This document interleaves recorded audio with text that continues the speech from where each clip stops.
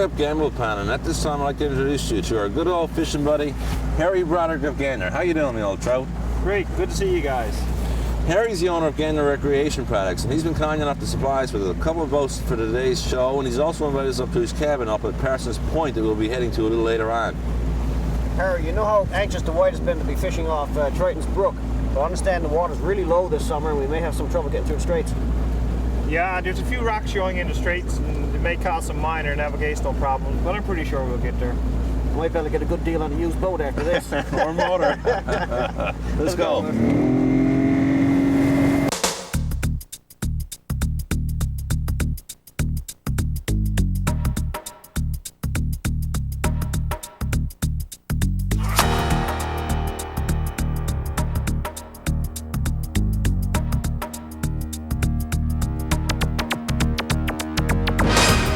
Newfoundland Sportsman with Dwight Blackwood and Paul Amundsen.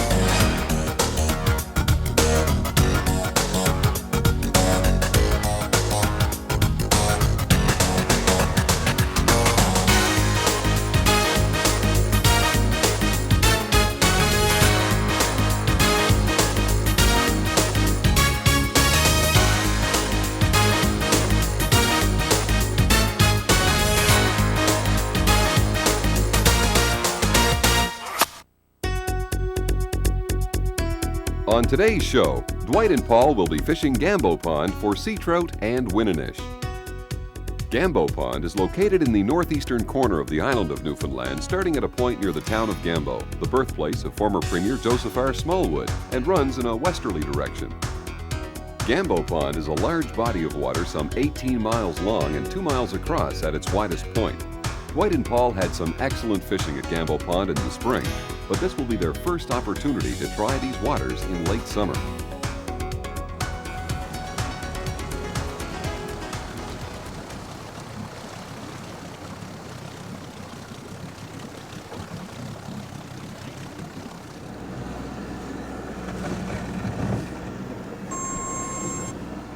Harry wasn't kidding when he said the water was low through the straits this time of year. With the larger boat and motor, we actually had to tow through this section. Boy, he was certainly determined to get us through, though. That's for sure. He gave it a good shot, didn't he? We're just entering the straits now of the Gambo Pond, which separates the upper pond and the lower pond.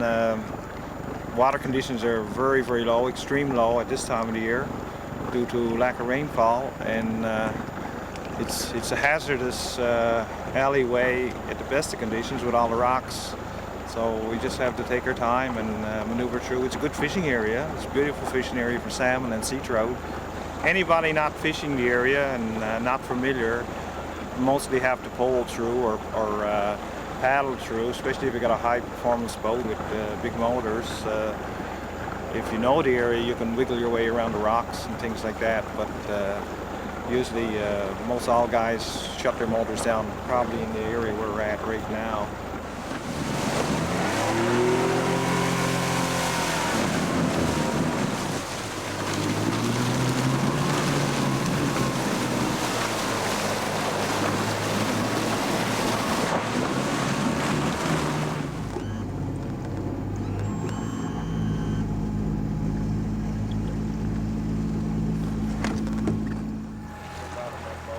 Man, what some people wouldn't do to get on television.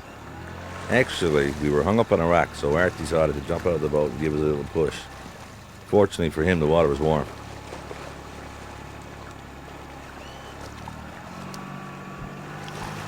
You gotta get over there. You gotta get right over here, man.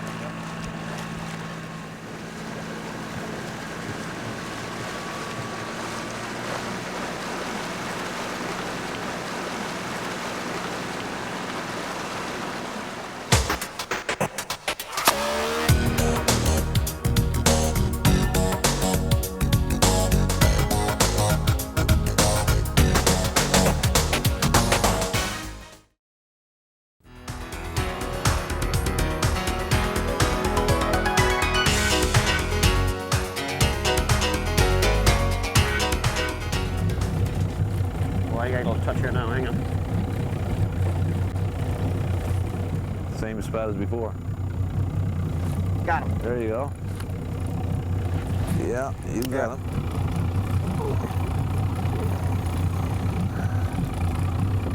Better strap me in. Better strap me in. Where's the rope? Where's the rope? Hang on. Shear lines back to the cabin, George. There you go. There you go. This side. Yeah. Oh. He's a chunky guy. There we go. Right in from the ocean too. I've got to see that. Yeah. I've got to see lice on him, man. Oh, and that's that what that is? Yeah. Oh yeah, look at the look. Yeah. Oh yeah, look. Right in from the ocean. I got a pair of pliers here. Yeah, I got him. I Yeah. got him. Well, well done, Paul. There we go. First one in the morning. But you can see the lice on them, eh? Yeah. They're actually live and crawling. This time of year particularly, they've got a tendency to have a lot more now than early in the spring because the water is warmer.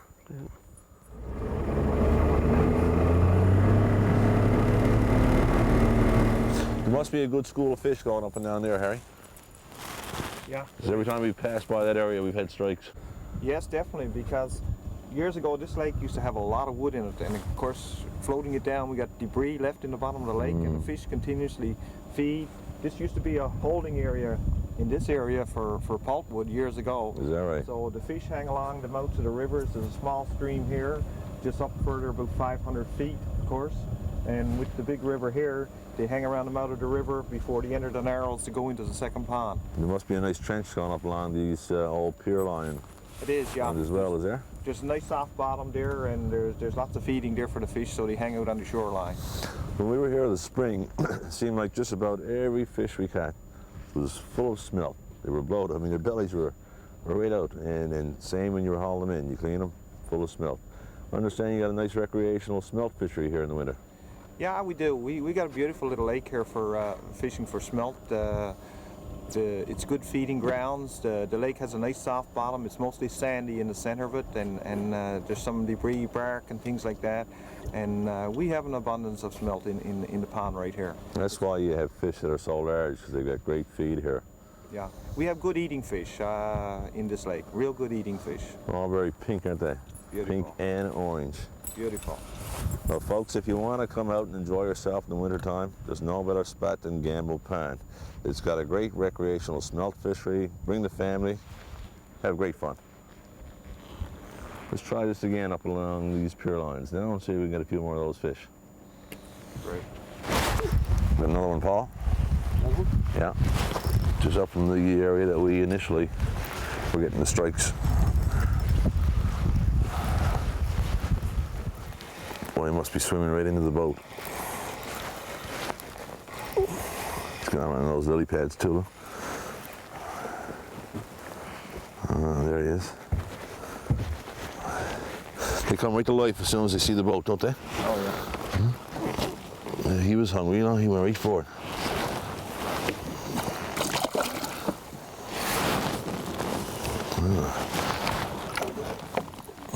Still lots of energy left in this guy. There we go. That one's not too bad. Scaly, huh?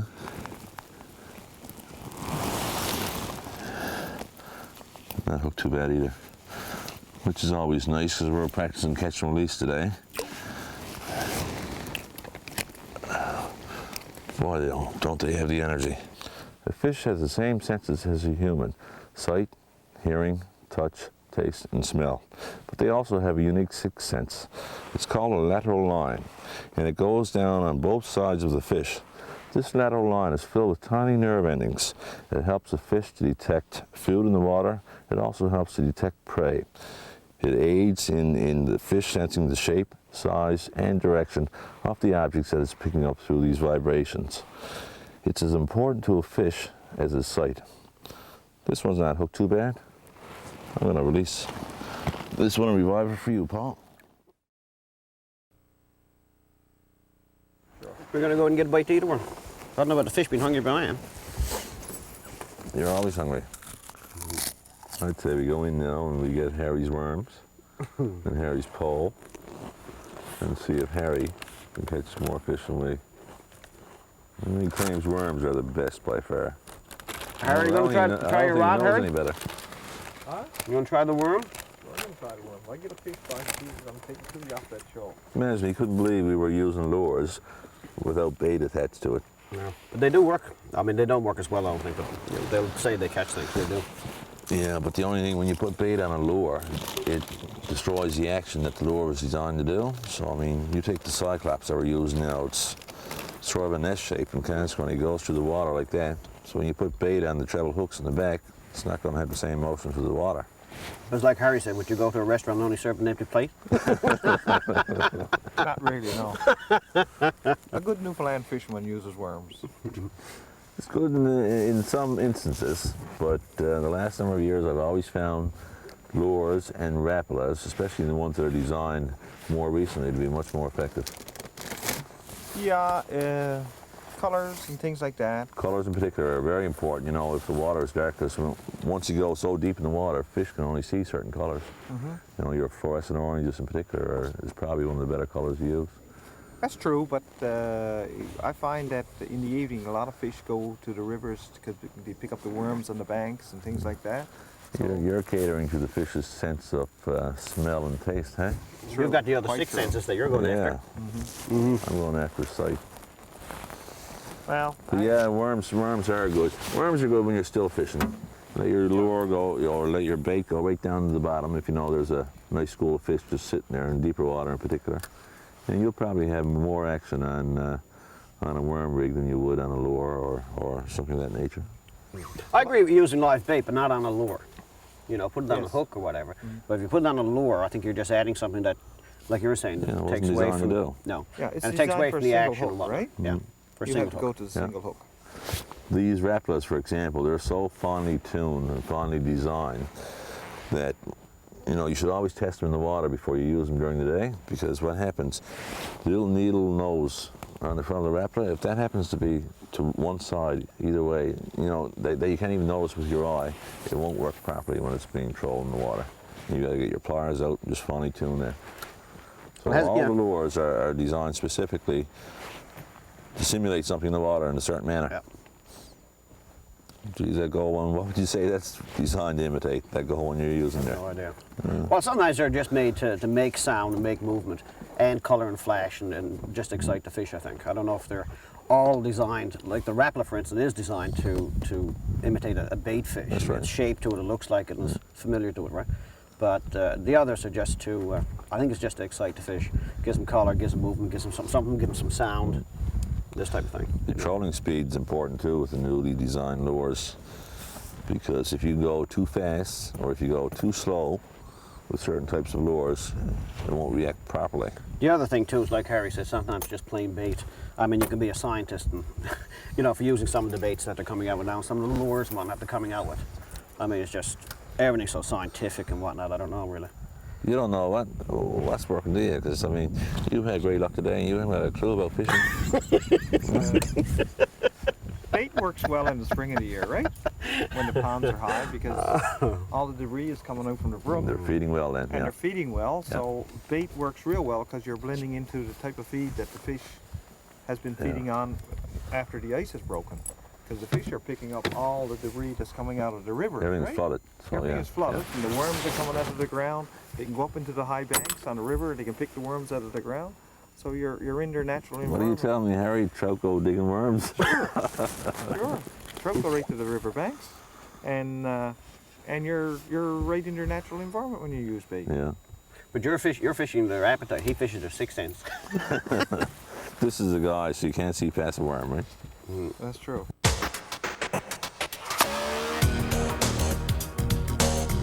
Time now for Newfoundland Sportsman's Tip of the Week.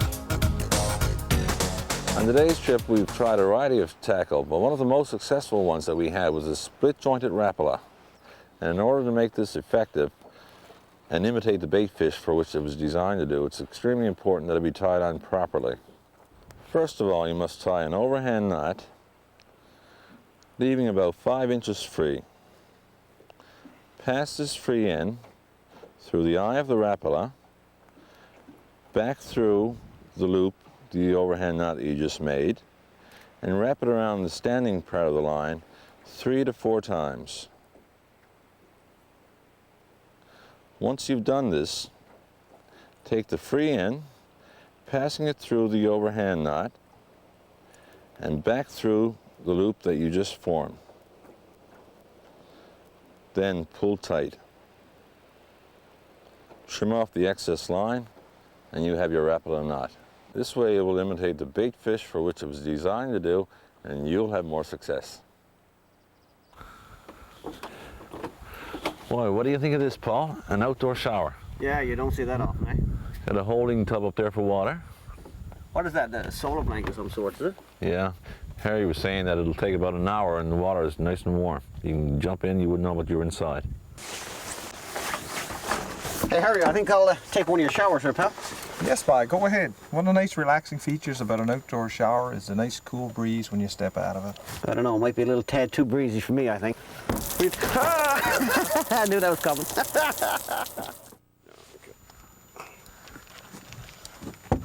Ah, that's a nice one. Yeah, Good thing, Paul. Yeah, she jumped out the water. She jumped out the water way back there. You get a great thrill out of this, don't you, Paul? Actually, it's a nice little fight to this one, boy.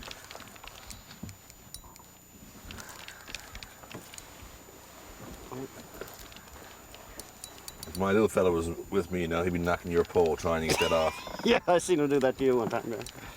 Doesn't want you to catch more than what he's caught. There she goes, there she goes. Oh, not a bad fish. Boy, sir. Everyone you catch have lots of lice on them. Ooh, stay still. Just look. I didn't have him by much either, pal. I know. And he jumped. Yeah, just a little. And then his lip there. There we go. Still a lively fella. Oh, yeah. Not a bad little fish, then. No, gee. Nice and meaty. Yeah. Well, you caught that one way back there. Even before we got to that good spot we were fishing at earlier. Well, our lines weren't in the water a minute then, were they? Bang. There he goes. See him there, no? Underneath? Back. You try to catch him, man. There he goes. Another one for you. I think that outdoes you, doesn't it? Yeah. I'm not bragging. Not for long, not for long, I tell you. I'm not counting, but I seem to remember that that puts him about 2 ahead of you, actually. Yeah, well, it's still a long day. Could be much. It could be a very long Double day for him you. before the day is over, guaranteed. Could be a long day for you, I think. I mean, everything he knows, he learned off me. Well, he learned from the best. That's right. There you go. The teacher has become a pupil. Paul, looks like I'm only going to be one behind you now. Got it off the same point that you got the last one, too. Not the boat yet. Today is absolutely gorgeous. The wind's after dying down. As you can see, the lake is as calm as a sheet of glass. It's perfect fishing conditions. A lot of people prefer to have a little bit of a breeze when they're fishing. But me, no. I'd rather for it to be like this any time at all. Especially when I'm reeling in fish. And only one behind you. Like I said, you haven't landed them yet. Oh yeah, but I will.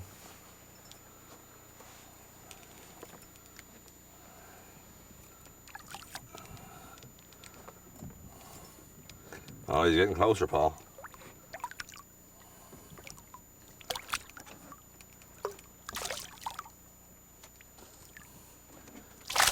Oh, yeah, you could be right. I should have used it just to make sure.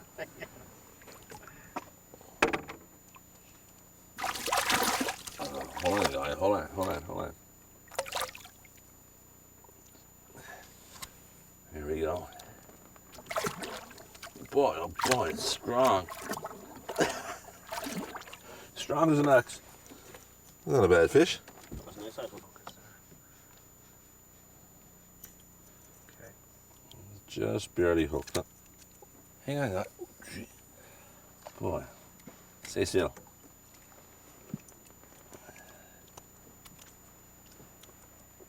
Just got him inside the lip. Now, buddy, one behind you. Oh! place is second place, pal. Right? Second place is second place. Like I said earlier, the day is long yet. For the outdoor enthusiast, Newfoundland and Labrador offers excitement second to none, and the Newfoundland Sportsman magazine brings that excitement home to you. Subscribe now and begin enjoying interesting and informative features with exceptional photography, focusing on every aspect of our great outdoors. Order now and receive 6 issues a year for the low price of only $21.35, or subscribe for 2 years and get 12 issues for only $38.04 and save 25% off newsstand prices. The Newfoundland Sportsman magazine, outdoors at its best.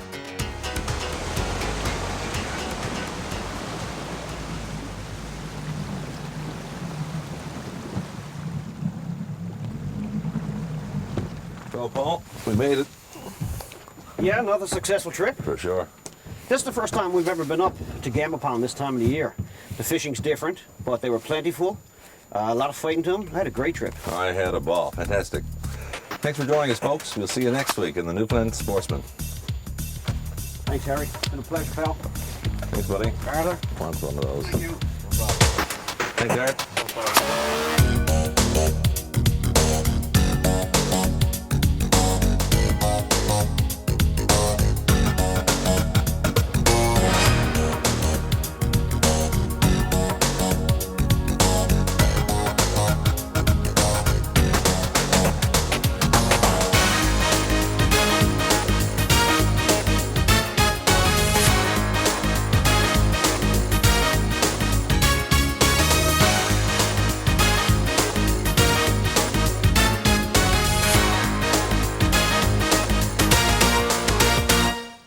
Hey, Harry, I think I'll take a shower, pal. Sure, go ahead. Not bad, eh? No, not bad. Nothing so relaxing as step out in a nice cool breeze from an outdoor shower. I can imagine. I don't see any taps there, Harry. I knew that was coming.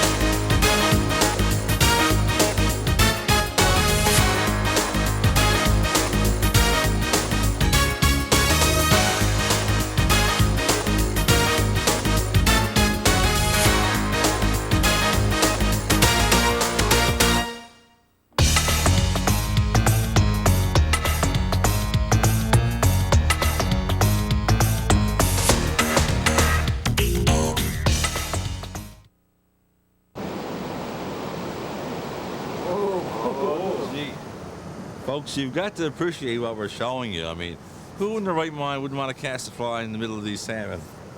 I tell you, I certainly do. Gee, wouldn't I A game of patience.